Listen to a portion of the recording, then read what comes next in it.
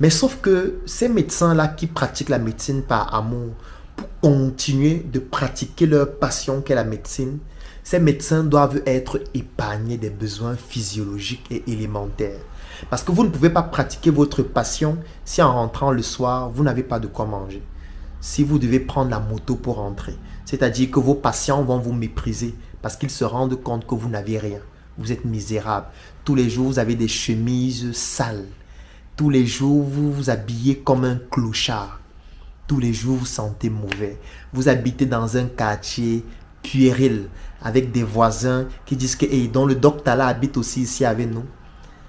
Votre passion va disparaître parce que vos besoins physiologiques vont prendre le dessus sur votre passion. Ça veut dire que si rien n'est fait pour améliorer votre situation sociale et économique, même votre passion qu'est la médecine va devenir un sacerdoce, un fardeau, et vous risquez de vous transformer en bourreau de vos patients, comme les brebis galeuses sont déjà en train de le faire. Moi, je n'ai pas voulu être une brebis galeuse. Je n'ai pas voulu exploiter la faiblesse d'un malade. Pour moi, ça me fait mal de voir quelqu'un qui arrive dans une structure hospitalière, qui souffre d'un problème de santé, qui lui aussi est victime de toutes les tares de la société sur le plan économique et sur le plan de toutes les difficultés que nous pouvons rencontrer, qui arrive à l'hôpital ou qui arrive avec un de ses proches qui est malade à l'hôpital, qui confie sa vie ou la vie de son proche entre les mains du médecin, en sachant que le médecin est un peu comme son Dieu à ce moment donné, parce que c'est lui qui a certainement la solution pour résoudre ce problème, et que finalement ce médecin devient un bourreau parce qu'il veut prélever un peu d'argent à ce patient pour pouvoir se sauver lui-même. Moi, j'ai vécu un cas dramatique récemment. Mais quand je dis dramatique, c'est pour ceux qui m'écoutent parce qu'il y a plus dramatique que ça. Mais je ne pourrais pas aller plus loin dans cette vidéo. Et là, je vais citer un nom. Nous avons un membre de Startup Academy qui s'appelle Morel Jospin. Il peut regarder cette vidéo et venir dire en commentaire que c'est faux si ce que je raconte n'est pas exact. Il a été victime d'un accident de la voie publique. Il s'est rendu dans une structure hospitalière. Ses proches, y compris moi, nous nous sommes mobilisés afin de pouvoir l'accompagner, y compris en se déplaçant pour venir le rencontrer à l'hôpital, y compris sur le plan financier, etc. Il est arrivé dans un hôpital de la place dans la ville de Douala, que je ne vais pas citer, pour ne pas nuire. Mais c'est un hôpital qui est connu de tous. Il est arrivé dans cet hôpital. Il était hospitalisé là-bas, avec des blessures partout, des fractures. Et vous savez ce qui s'est passé? Les professionnels de santé ont volé son argent. Ça veut dire qu'il avait son porte-monnaie à côté de lui, dans lequel il y avait donc l'argent qui avait été collecté pour pouvoir l'aider à se prendre en charge. Et les professionnels de santé qui s'occupaient de lui ont volé son argent. Vous vous imaginez ça? Vous vous imaginez que quelqu'un a été victime d'un accident, il a frôlé la mort, il se retrouve dans une structure hospitalière qui est censée le protéger. Et ceux qui doivent le prendre en charge volent son argent. Pour moi, je n'ai pas voulu faire ça. Et je me suis dit, si c'est le seul moyen de pouvoir s'en sortir dans une structure hospitalière en faisant ça, je préfère arrêter. Je préfère gagner de l'argent autrement. Je préfère trouver d'autres sources de revenus qui vont me permettre de pouvoir vivre décemment en pratiquant la médecine toujours comme passion, mais différemment. J'ai décidé de me lancer en entrepreneuriat dans le domaine médical avec des projets comme SOS Médecins Cameroun, des projets comme Médecins 2.0.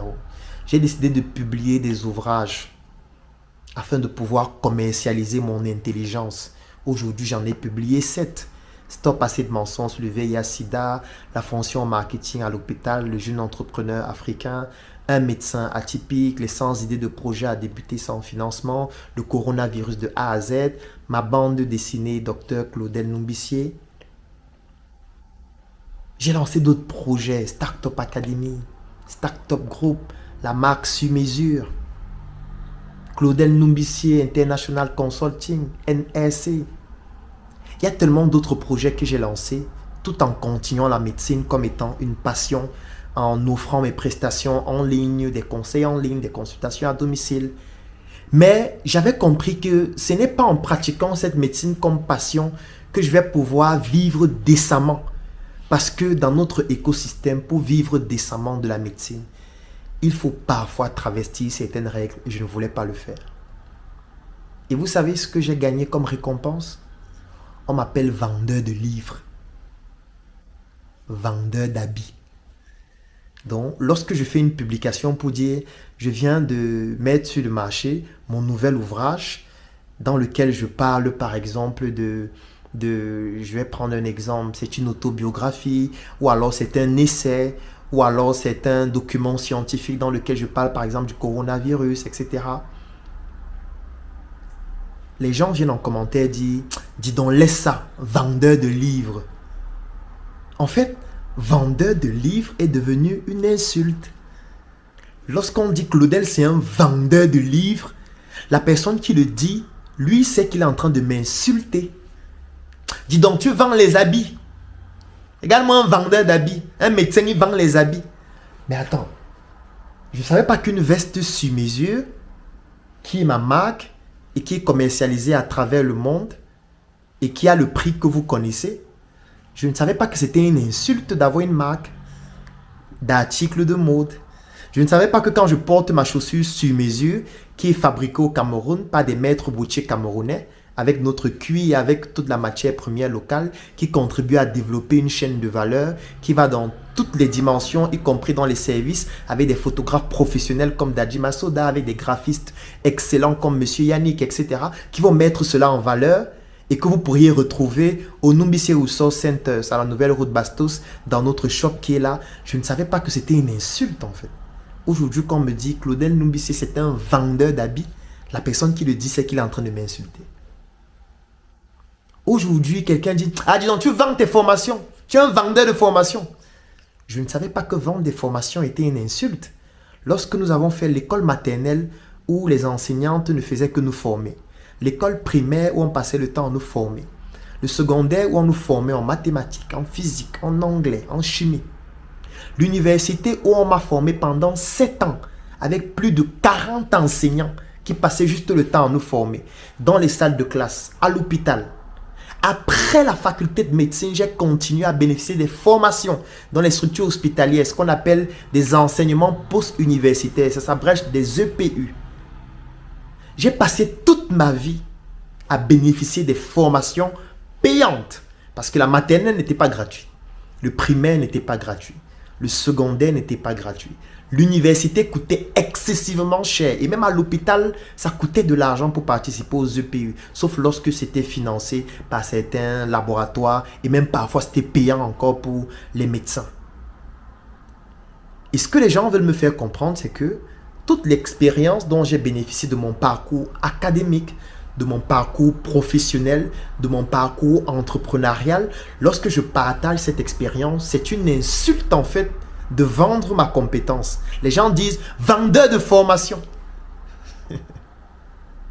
En fait, je suis en train de me rebeller contre moi-même afin de ne pas être un bourreau pour les patients, afin de gagner décemment ma vie et vivre de manière, j'ai envie de dire, loyale et fidèle vis-à-vis de mes propres engagements et surtout vis-à-vis de ma propre vision pour être intègre vis-à-vis de mes propres valeurs. En le faisant, les gens me disent vendeur de livres comme si c'était une insulte. Vendeur d'habits comme si c'était une injure.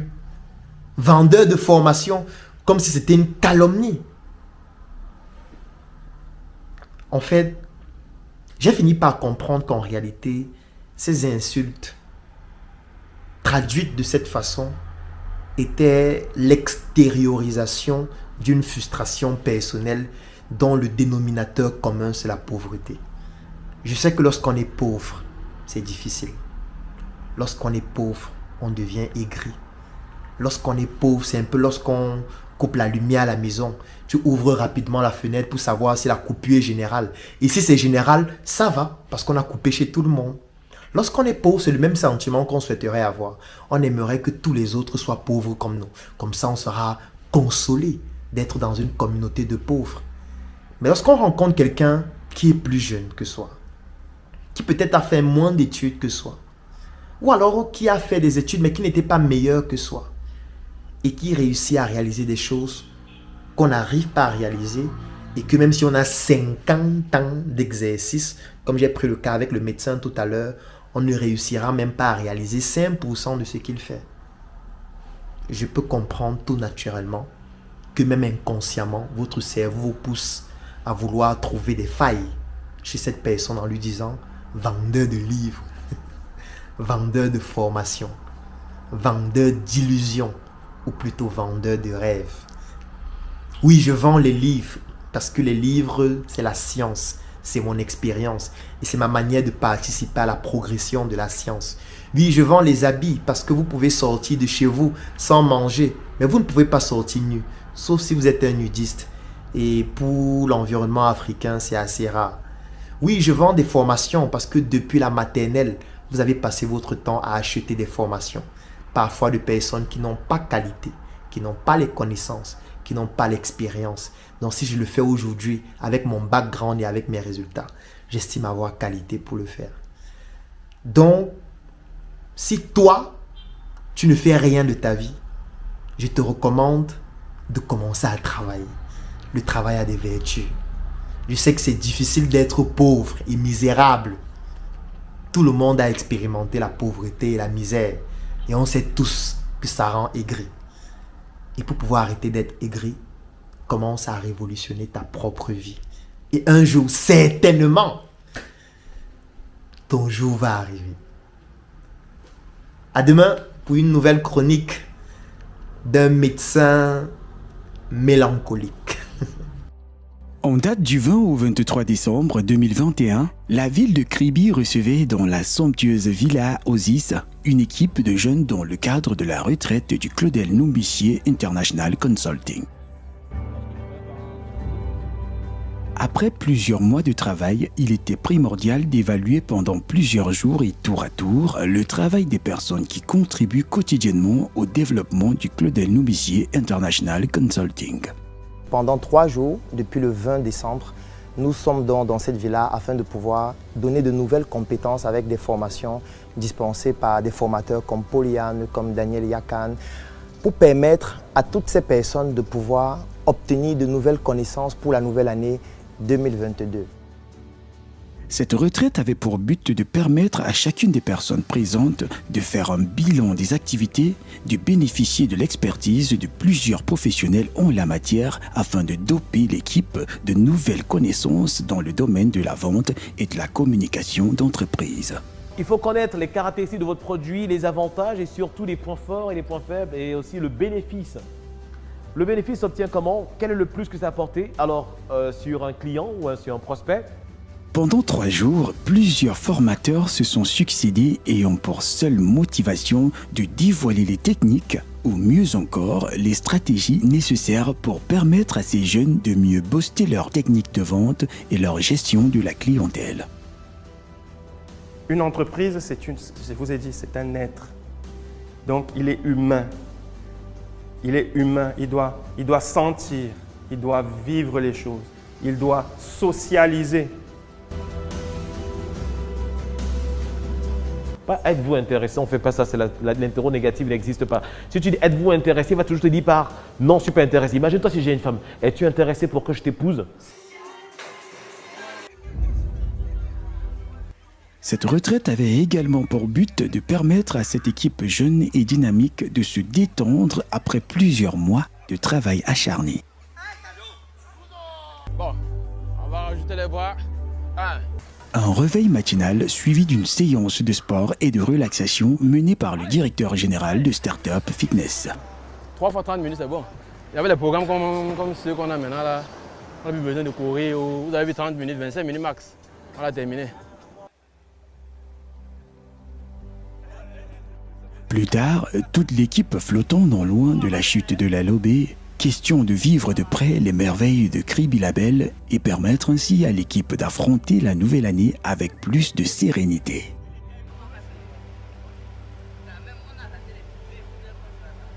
Pendant cette retraite, le promoteur du CNIC, en la personne du docteur Claudel Noubissier, n'a pas manqué de récompenser les vendeurs qui se sont démarqués d'une certaine manière pendant plusieurs mois de travail acharné. Des récompenses allant de 250 000 à 1 million de francs CFA pour les meilleurs vendeurs, les meilleures équipes et le prix spécial afin de leur permettre de relever davantage le challenge. Déjà, c'est un sentiment de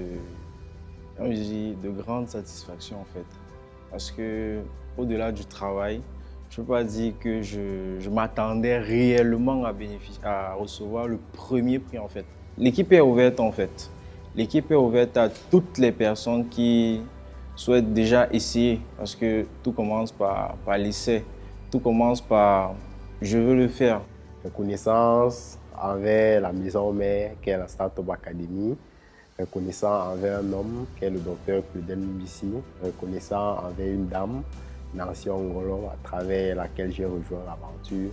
Reconnaissant à travers toutes ces personnes qui m'ont aidé à progresser depuis mon arrivée dans cette magnifique aventure. J'ai envie de bosser plus,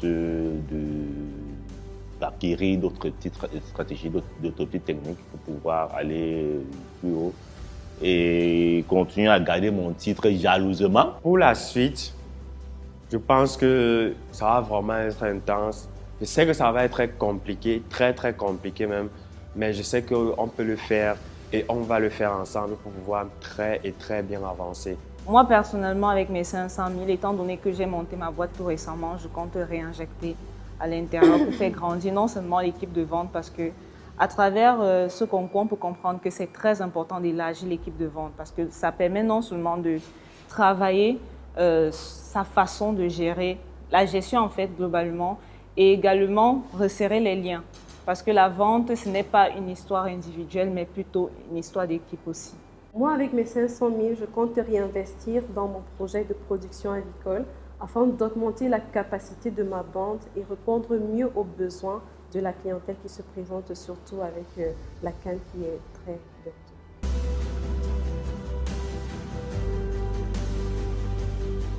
Ces prix avaient principalement pour objectif de mettre en avant le côté challenge qui doit se développer dans toutes les équipes de différents vendeurs et surtout de permettre à chacun de comprendre qu'en réalité, la compétition doit être saine et surtout le travail fluide. Qu'on se dise, je voudrais faire en sorte que mon équipe soit la meilleure équipe le mois prochain et que ce soit sain. Que ça ne pousse pas à avoir des attitudes, je veux dire, malveillantes vis-à-vis des autres parce qu'on veut avoir le prix. Parce que ça va jouer négativement sur vous. Et ça va se savoir facilement.